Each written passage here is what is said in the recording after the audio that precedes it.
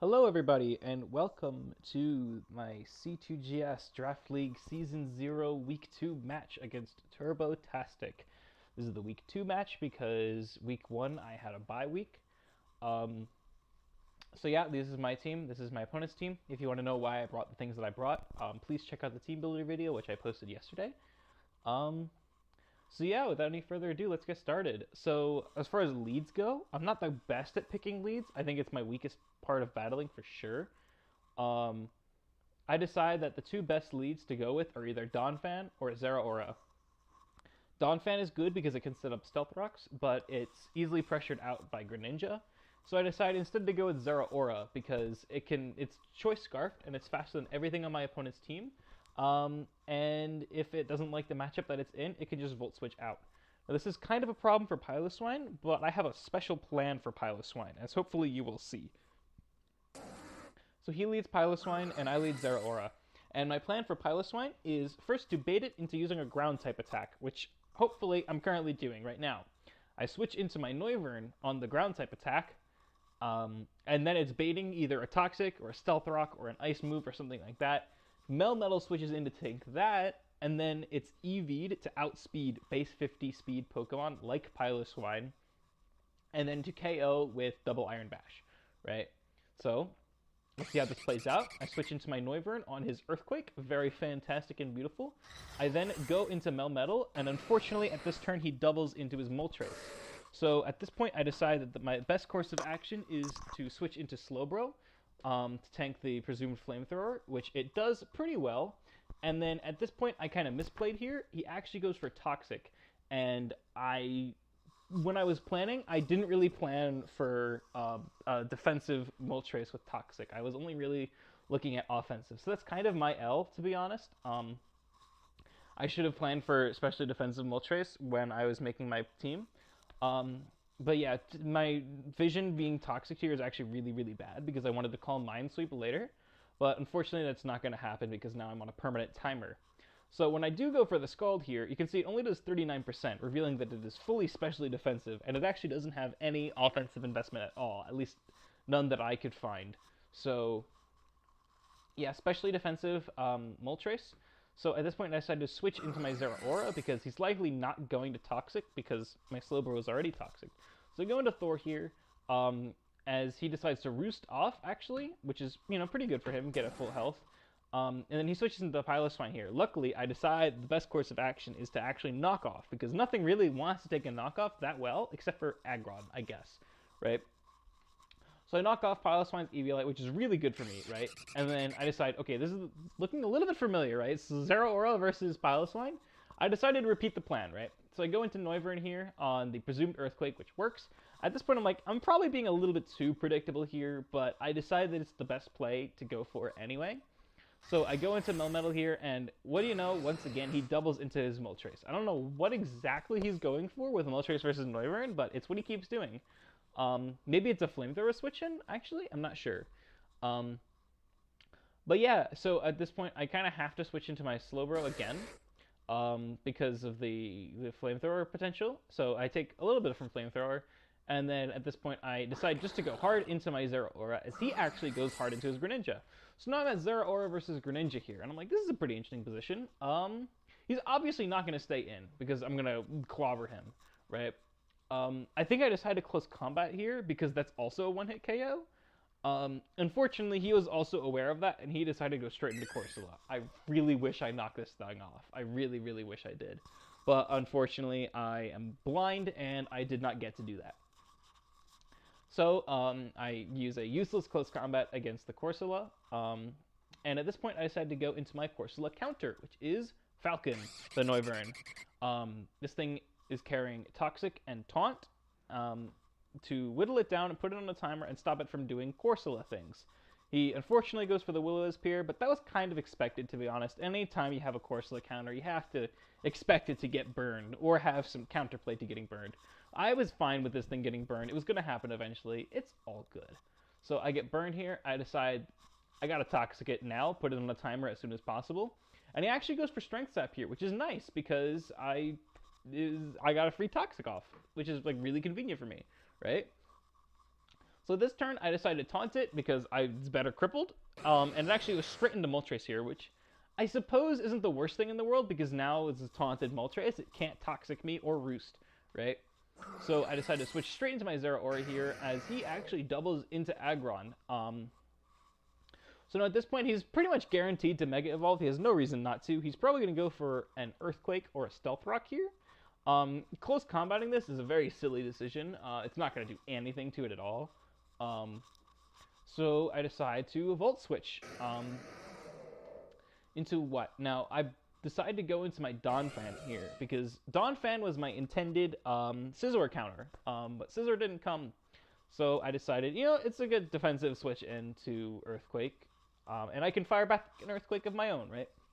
So he actually decides to switch into his Piloswine, and on the turn that I decide to set up my Stealth Rocks, because Stealth Rocks are broken. They really would have been useful about 10 to 15 turns ago, let's be real. So yeah, I switch into Melmetal as he gets his own rocks up, and this is the position I've been waiting for, right? Melmetal versus Piloswine. I'm faster, I one-shot, I'm EV to outspeed it, I one-shot it with Double Iron Bash, I'm ready to do this, and he has speed EVs also, so he outspeeds me, which is very unfortunate. I took an unnecessary Earthquake, probably could have played around it. I probably should have given myself more speed EVs, but I figured that 136 was kind of pushing it. I should have given like extra ones though, just to be safe. So that's a mistake, I guess, but you know, it's not that big of a loss, truth be told. But I do absolutely clobber this thing with Double Iron Bash, especially since his Eviolite is gone. So yeah, at this point he goes into Moltres, obviously, revealing the heavy duty boots, which is, I expected it. So yeah, I go into Vision here, onto the Flamethrower, which was expected. And then at this point, I decided to switch into my Zeraora as he goes into Corsola, and there's nothing I want to do more than to knock this thing off and get rid of its Eviolite. But unfortunately, if I do that, I'm pretty much guaranteed to get burned. And if I get burned, that's an instant loss because I need this thing. It's my get out of jail free card against his Greninja and his Zapdos. If I'm burned, those things can run rampant, and there's not much I can do to stop them.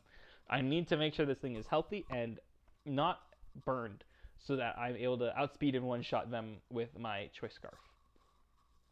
So I decide not to knock this thing off, and I instead switch into my counter, which is Noivern. I Volt Switch, actually, rather. I Volt Switch into my counter, which is Noivern. I get Cursed Body. It doesn't matter, though. I get burned again. It's all good. Free switch, basically. So yeah, I decided to taunt it again as he switches into his Zapdos. And at this point, I'm like, oh no, this thing. I was really scared of this thing, right? I have very little switch-ins for Brave Bird, except for like maybe Melmetal. But then he could also just close combat, right? So I'm very scared at this point for what he's going to do. And I decided the best play is to go into Donphan to sack it. Because Brave Bird recoil, Banded Brave Bird recoil plus Rocky Helmet recoil is going to do a lot of damage to it, and I can just revenge kill it with Zapdos in the next turn, especially since his electric immunity is gone. He doesn't have any electric resist at all, actually, if you look at his team. So I decided to go into the Donphan here, and it actually goes for U-turn, and to be honest, I should have seen this coming. I mean, I should have read into this and picked up on the fact that it's likely Choice Scarfed. Unfortunately, I didn't. The fact that he stayed in and went for a U-turn against a Pokemon that was faster and could potentially have Hurricane should have read into that personally, but unfortunately I didn't. I still like assumed that this thing was Choice Banded. Honestly, I could have verified this by checking the damage, but I didn't for some reason. I guess I was thinking about something else. I'm not sure. But yeah, this is a bit of a mistake on my end, not picking up on the fact that it's likely Scarfed here. But yeah, anyways, he U-turns into Greninja, looking for an easy kill for Battle Bond. I do not want that to happen at all costs. So I go into Scarlet Witch, my Aromatisse, to take whatever it's going to fire. Remember that I'm Assault Vest on this thing. This thing is going to tank hits really well. And it goes for a Dark Pulse here, and it does absolutely nothing to me. Even though I took 0 damage whatsoever, that's enough for me to confirm that it's Choice Specs. I actually did calc this, and it was Choice Specs during the battle. So yeah, now I know it's Specs. I know it's locked into Dark Pulse. It's definitely not going to stay in here. I can't go for Moonblast because it's going to switch, obviously. I decide the best play is to go for Thunderbolt, as he decides to go into his Corsola. I Thunderbolt that. It's really low now, especially with the Toxic Poisoning. So I decide once again to switch into my Noivern. As it goes for Strength Sap, I went into Noivern here. I knew he was gonna Strength Sap, but the Noivern is like my team member with the lowest attack. This is actually 0 IVs with an attack reducing nature. So this is like the minimum healing that he could have possibly gotten from Strength Sap, basically. At this point, I don't want him to heal more, so I decide I'm going to go all out. I'm just going to nuke him. I'm going to go for the Draco. I'm going to drop in a Draco. And he's at 5% health. He dies to Toxic unless he Strength Saps right here and right now. And he fortunately does not. So he goes down here. This is very good for me. I did not want that thing to be around. And then he goes into Greninja, again, looking to pick up a Battle Bond KO. I decided the best play, switch into Aromatisse again. And he goes for Surf. And now this is definitely Specs, considering that I'm an Assault-vested Aromatisse. So he's definitely Specs here, like, without a doubt. I decide I can't really take another one of these, especially after Rock's Chip, probably. So I decide it's actually best to go for a Draining Kiss here. Because if I Thunderbolt, and then he's probably going to go into Aggron or Moltres, right? And if I Thunderbolt into the Moltres, while it sounds good on paper, it's not going to do that much, and he's just going to be able to roost it off anyway. So I decided that gaining health is probably the better play. So I decided to actually go for a Draining Kiss here on the Moltres switch in, and I recover just a little bit of health, but it makes me feel more comfortable about switching into another Surf. So I go into Vision here once again, tanking a Flamethrower. And then I believe I go straight into Zeraora here, right? Yeah, I go into Zeraora, takes another round of rocks, as he actually defogs the rocks away, which is pretty huge, I think, all things considered. So yeah, I don't have to worry about rocks anymore. He doesn't have to worry about rocks anymore. And yeah, let's see where this goes. So at this point, this only Pokemon that isn't weak to Electric is Aggron. So I decided to go for a very strong Plasma Fist here. And it does a decent amount of damage. This actually confirms that he's fully physically defensive. I calc that and I confirm that. Fully physically defensive Aggron. So at this point, I'm like, alright, I'm going to Volt out into Noivern here, actually. I think it was a sack. Or like, it was just a switch into maybe Earthquake, or just like a sack, just to get Melmetal in, because Melmetal is my check to this, right?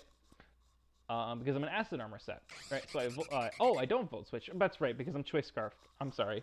Yeah, I hard switch into Noivern because I'm Choice Scarfed into Plasma Fist. I go into Noivern as he actually goes for Iron Defense, and I'm like, oh no, this is a Body Press set. I don't think I can 1v1 that. So I forgot that this thing can get Body Press. Because I forgot that it was available in the Crown Tundra DLC. It's the only way that it could have learned it. I thought, because when I was planning against this, I was looking at Gen 7 sets, because Gen 7 is the only place that has Mega Aggron, obviously. So I didn't think about Body Press at all. So this is my L, to be honest. I should have planned around this better. Not sure what I would have done exactly, but I should have planned around this better. So yeah, I Flamethrower it to get big damage off, actually, all things considered. He goes for Body Press, Sacrifice. Falcon goes down, unfortunate. I go into Melmetal here, right, because this is like my only play. And at first, I was going to double Iron Bash, which doesn't kill, but I'm faster because of my speed investment, and it has a 51% chance to flinch. And if I get the flinch, then awesome, I'll go again and KO it. But the problem is, if I don't flinch, then I'm just dead, because Body Press KOs. And then I saw, I can just Acid Armor. Luckily, I am faster. I set up an Acid Armor. Now I live Body Press, and because of my boosted defense, now my own Body Press is actually able to pick up the KO. So that is awesome. Mega Aggron is down. If you look at his team now, his entire team is weak to Electric, which is huge for me, right? Because Zeraora just comes in, sweep, clean, easy win, right? Greninja comes in. I switch into my Aromatisse because I don't want it to Battle Bond, right?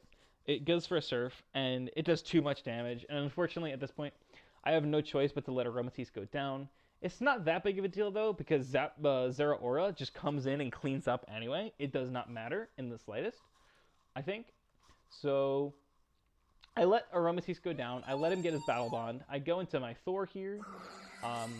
Let off a sweet, sweet Plasma Fist, and he switches into Moltres, which is the only thing that can survive a Plasma Fists, actually. So yeah, it tanks the Plasma Fist, it survives 1 HP, and then it gets the Flame Body proc. No! So at this point, I'm like, oh no, I just lost, because now Greninja and Zapdos just wreak havoc on my team, right? Because my Zeraora is crippled, I can't do anything with it anymore, its attack stat is halved. This is madness and horrible, right? I use up another Plasma Fist on this anyway, and I take another round of burn damage. One other thing that I want to point out here is now I'm at 63% health, which means that if Choice Specs Greninja comes in and uses Water Shuriken, which is now a priority move because it's battle bonded, I have an 87.5% chance of dying to it.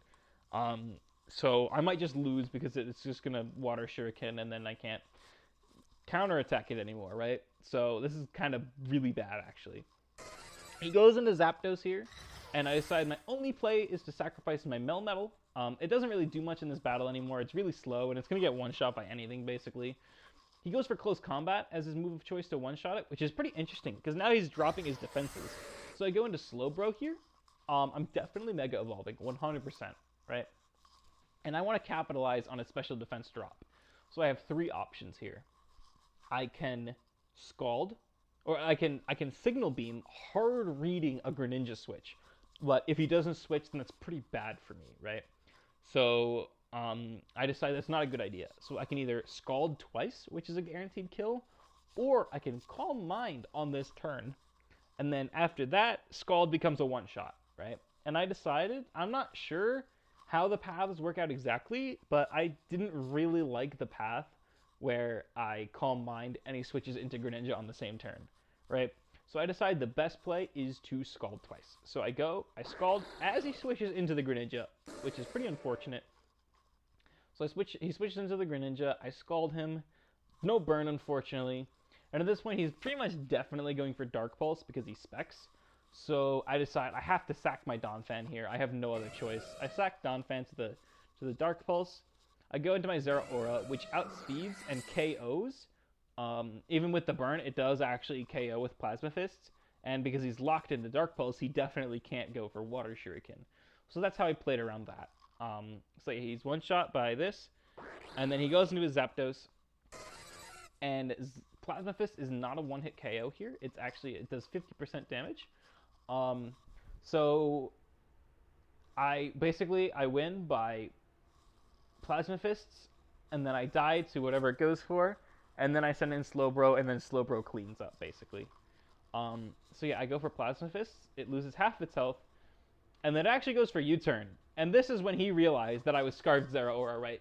Because he was Scarfed Zapdos, which was outsped by my Scarfed Zeraora. Me being Scarfed didn't actually matter, I don't think, because like even if he was faster, then he outspeeds me in the next turn, he KOs me, and then I go Slowbro, and I'm pretty sure that tanks a U-turn pretty comfortably, and is able to, one-shot it with Scald. So I think either way, I won this. But yeah, it was a pretty close game, all things considered, with the Flame Body and everything. But it was still a 2-0, which is like, kind of comfortable, but it was like a little shaky. When I got Flame Body burned, I genuinely thought that I lost, and I was so upset. But then I calmed myself down, I looked carefully, I found the path to victory, and I followed it. And yeah, we came out of this with a W, which is like pretty awesome, all things considered. So yeah, thank you guys for watching. I hope you enjoyed, and see you guys next week for week 3.